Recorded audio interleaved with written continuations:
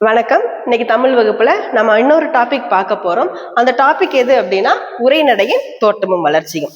நேற்றைய வகுப்புல புதுக்கவிதையின் தோற்றம் வளர்ச்சியும் பார்த்தோம்.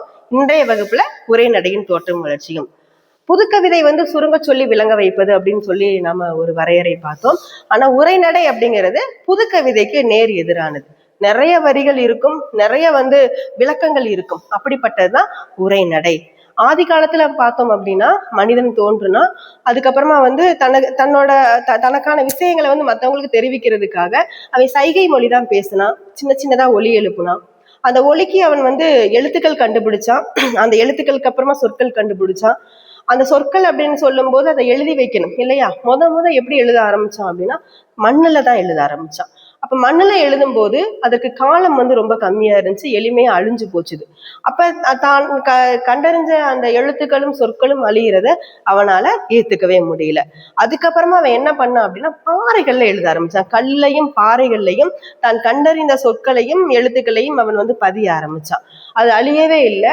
ஆனா என்ன அப்படின்னா ரொம்ப கஷ்டம். ஒரு பாறையில போயிட்டு ஒரு எழுத்துக்கள் எழுதுறது அப்படிங்கிறது ரொம்ப கஷ்டம். அப்ப இந்த கடினமான ஒரு வேலையை அடுத்து அது ஒரு மாற்று வேணும் இல்லையா? அப்ப கல்லுல இருந்து எழுத ஆரம்பிச்சு மண்ணுல எழுத ஆரம்பிச்சது கல்லுக்கு போயிருச்சது, கல்லுல எழுத ஆரம்பிச்சதுக்கு ஒரு மாற்று வேணும் அப்படின்னு சொல்லிட்டு அடுத்து மாற்றுகளை தேட ஆரம்பிச்ச போதுதான் அவன் ஓலைச்சுவடியில எழுத ஆரம்பிச்சான். எழுத்தாணி கொண்டு ஓலைச்சுவடியில எழுதும் போது நிறைய எழுதவே முடியல. ஏன்னா அவ்வளவு கடினமாயிருக்கும், அவ்வளவு எளிமையாலாம் எழுதவே முடியாது. அப்ப நான் மக்களுக்கு என்ன சொல்ல வர்றோமோ அதை என்ன பண்ணுவான் அப்படின்னா ரொம்ப சுருக்கமா தான் எழுதுவான். ஏன்னா கடினமா இருக்கும், எழுதுறதுக்கு கடினமா இருக்கிறதுனால நிறைய விளக்கங்கள் அவனுக்கு தரவே முடியல. அப்ப சின்ன சின்ன சொற்களா சின்ன சின்ன வாக்கியங்களா அவன் ரொம்ப சுருக்கமா எழுத ஆரம்பிச்சான். அப்ப இந்த எழுதிக்கிட்டு இருந்த சூழல்ல நிறைய விளக்கங்கள் தர முடியலன்ற ஒரு ஏக்கம் இருந்த காலத்துலதான் சீனாவில தாள் கண்டுபிடிக்கிறாங்க.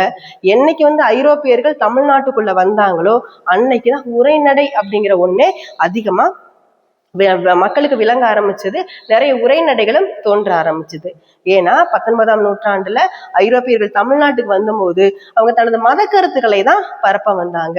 அவ மத கருத்துக்களை பரப்ப வரும்போது சும்மா பேசிக்கிட்டே இருந்தா எப்பவுமே மக்கள் அவ்வளோ சீக்கிரமா கேட்டு அதை மனசுக்குள்ள வச்சுக்க கூடியவும் கிடையாது. பொதுவா மனுஷங்களோட இயல்பே அதுதான்.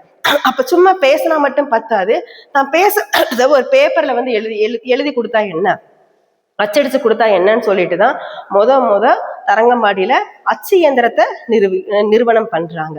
அப்ப அந்த இடத்துல என்னைக்கு தமிழ்நாட்டுக்குள்ள அச்சு இயந்திரம் வந்ததோ, அது பிரிண்டிங் மிஷின் வந்ததோ, அதுக்கப்புறமா தான் உரைநடை அதீதமாக வளர ஆரம்பிச்சது. ஏன்னா ரொம்ப ஈஸி, நான் என்ன கருத்தை சொல்ல வர்றோமோ அதை மக்களுக்கு மத்தியில கொண்டு போறது ரொம்ப ஈஸி.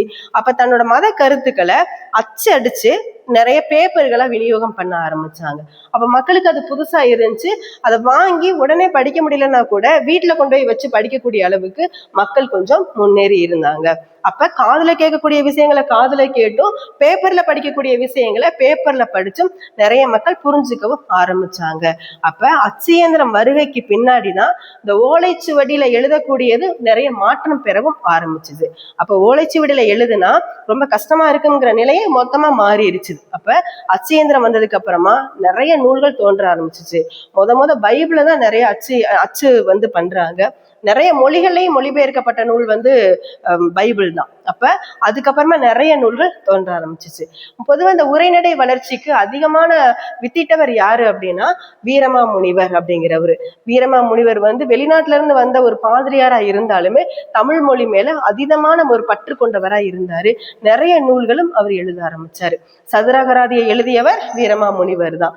அப்ப உரைநடையோட தந்தை யாரு அப்படின்னு நம்ம பார்த்தோம் அப்படின்னா கண்டிப்பா வீரமாமுனிவரை தான் சொல்லணும். அப்ப வெளிநாட்டு பாதிரியார்கள் தான் இங்க வர்றாங்க. எப்பயுமே உள்ளூர் பெருமை உள்ளூர்காரனுக்கு தெரியாதுன்னு ஒரு நமது முன்னோர்கள் சொல்லுவாங்க. அந்த மாதிரிதான் தமிழ் மொழியோட பெருமையை நிறைய பேர் அறிஞ்சுக்கல. ஆனா வெளிநாட்டுல இருந்து வந்தவங்க என்ன பண்றாங்க அப்படின்னா தமிழ் மொழியை பத்தி தெரிஞ்சு படிச்சு நிறைய நூல்களையும் எழுத ஆரம்பிச்சாங்க. அந்த வரிசையில தான் வீரமாமுனிவரும் வர்றாரு. இவர் தமிழ் மொழி மேல கொண்ட பற்றை நம்ம பார்க்கும்போது இங்கு ஒரு தமிழ் மாணவன் உறங்கி கொண்டிருக்கிறான்னு சொல்லிட்டு எனது கல்லறையில எழுதி வைங்கன்னு சொன்னவர் தான் இந்த வீரமாமுனிவர். அப்ப இவரை தொடர்ந்து தமிழ் மொழியில நிறைய கவிஞர்கள் எழுத ஆரம்பிச்சாங்க, நிறைய எழுத்தாளர்கள் எழுத ஆரம்பிச்சாங்க. எண்ணற்ற நூல்களும் தோன்ற ஆரம்பிச்சிச்சு. இன்னைக்கு நம்ம பார்த்தோம் அப்படின்னா நிறைய பேர் எழுதிக்கிட்டே தான் இருக்காங்க. யாரும் எழுதுறத நிப்பாட்டுறதும் கிடையாது. ஏன்னா ரொம்ப எளிமை. ஒரு நூல் வடிவமா தன்னோட எழுத்து ஒரு நூல் வடிவமா வர்றது அப்படிங்கிறது ரொம்ப எளிமையா இருக்கிறனால இன்னைக்கு நிறைய பேர் தமிழ் நூல்கள் வெளியிட்டுக்கிட்டு இருக்காங்க. இது தமிழ் மொழியோட வளர்ச்சிக்கும் ஒரு வகையில வழிவகுத்துக்கிட்டு இருக்குது. எப்பவுமே சொல்லுவாங்க, ஒரு மொழியை எழுதவும் பேசவும் இருக்கிற கொண்டுதான் ஒரு மொழி வாழ்ந்துகிட்டு இருக்குன்னு சொல்லுவாங்க. அந்த வகையில தமிழ் மொழியுமே வாழ்ந்துகிட்டு இருக்கு அப்படின்னு தான் சொல்லணும். ஏன்னா நிறைய நூல்கள் இன்னைக்கு தமிழ் மொழியில வந்துகிட்டு இருக்குது. அதற்கு காரணம் அது என்ன அப்படின்னா அச்சு இயந்திரங்கள் தான்.